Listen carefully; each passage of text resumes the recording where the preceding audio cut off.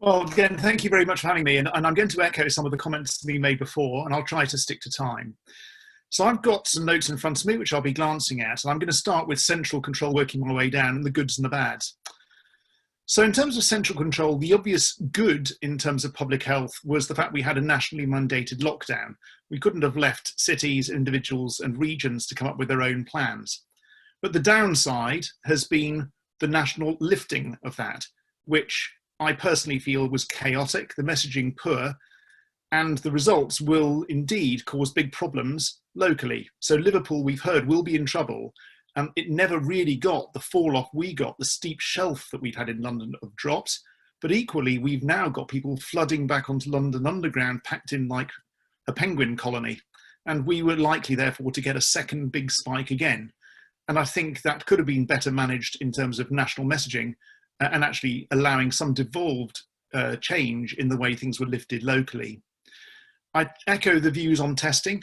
The national process for testing paralysed the process to do it. The PCR machines that are used for testing for viral RNA were mandated and sequestered in Milton Keynes, preventing local testing when that could easily have been set up. And I certainly know of more than one facility that was set up at scale that could move that was prevented from doing so because of national control. And I think that was wrong. In terms of the NHS, good. National NHS, nationally controlled, is excellent. It's allowed us a coordinated health response. And it's particularly allowed through our National Institute of Health Research a prioritised research programme. So we haven't had individual hospitals or people running around doing their own small projects. And that's allowed us to get answers quickly. The major trial Recovery is now recruited nearly 9,500 of the required 15,000 due to that national mandate and control. It's allowed us to commandeer private hospitals for NHS use, and it's allowed us to create flexing inability, such as the production of the Nightingale hospitals, which fortunately, very fortunately, we have not yet needed. The bad of that NHS central control, I totally echo what we've just heard. It's been a failure of data integration. By having a failure of national integration, right now when we most needed to be able to interrogate data between hospitals, trusts, and regions, we've been unable to do it. And as a consequence, as an intensive care doctor, I can't tell what practice it is that might be beneficial or where I might be failing my patients. And I could do that if I only had access to those data. We should absolutely use the devolved process that we just heard described. PPE, a good thing. Central control meant that there were large amounts of central stocks, and they delivered. And in the first parts of this, that was excellent.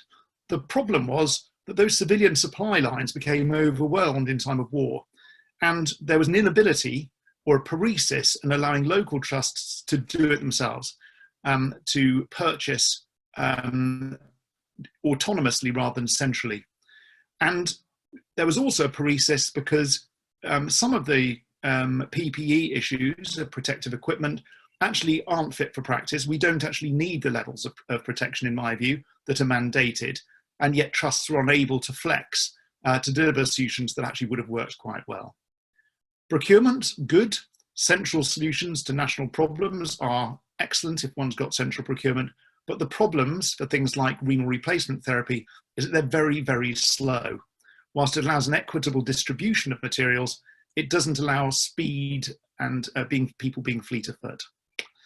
So that's the central control, good and bad. The autonomous national is good. That's largely been individuals getting together. So without central control, the nation of intensive care doctors, and that's what we're talking about, managed to get together to share information very quickly. Every week we were having national calls of knowledge sharing as we tried to understand this strange new disease and work out how to manage it.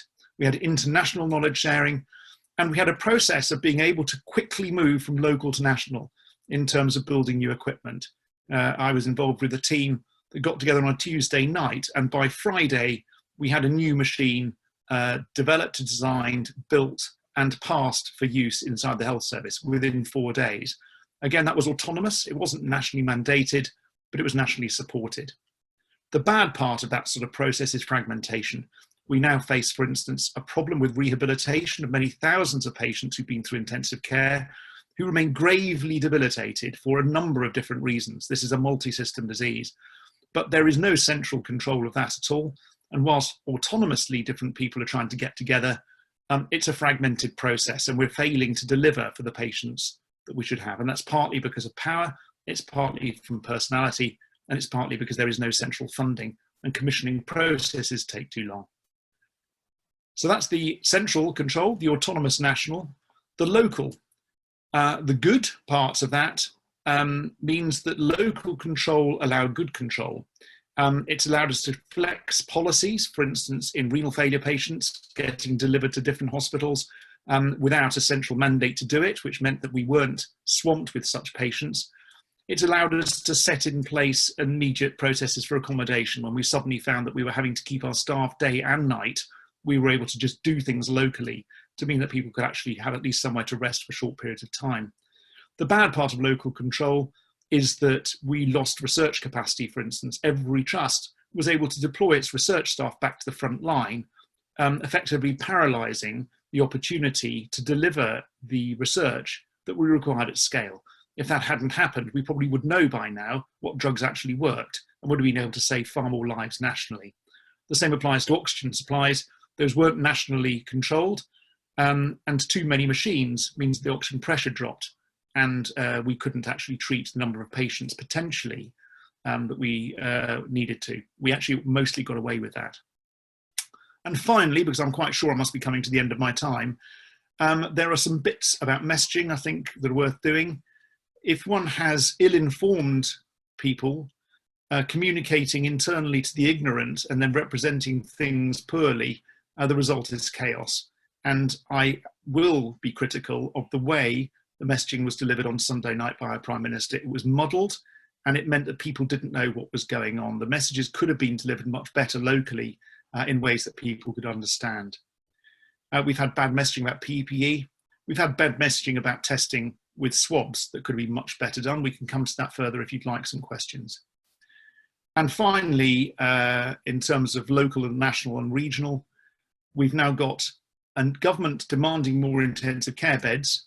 In my region, that just being London, that being delivered at scale, but in a way that isn't involving us as the local people delivering that. And I think we may be making some very, very bad mistakes by not engaging the local clinicians, those on the shop floor, effectively. Finally, good things we can come back to. Bonfire of the red tape. It could take us 8 months to get ethics. We were able, in the COVID crisis, to get ethics through within a day. We were able to build ventilators in 3 days. We were able to release national guidance within 3 days of getting together to write it. And we're now back yet again to central control of that process. And the updated guidelines for care that we wrote 3 weeks ago still haven't been passed by NHS England for release. This sort of central control does not help. It slows up dissemination of best practice. So I think I'll stop there. There were other issues I could have touched on had I time, relating to the failure to capitalise on the opportunities related to environmental change, climate change, air quality, and the massive health dividends, oddly, that have come through this crisis, and a failure to learn. We still haven't learned to integrate our data, and we haven't learned how to control lockdowns effectively. And with that, I shall stop. Thank you.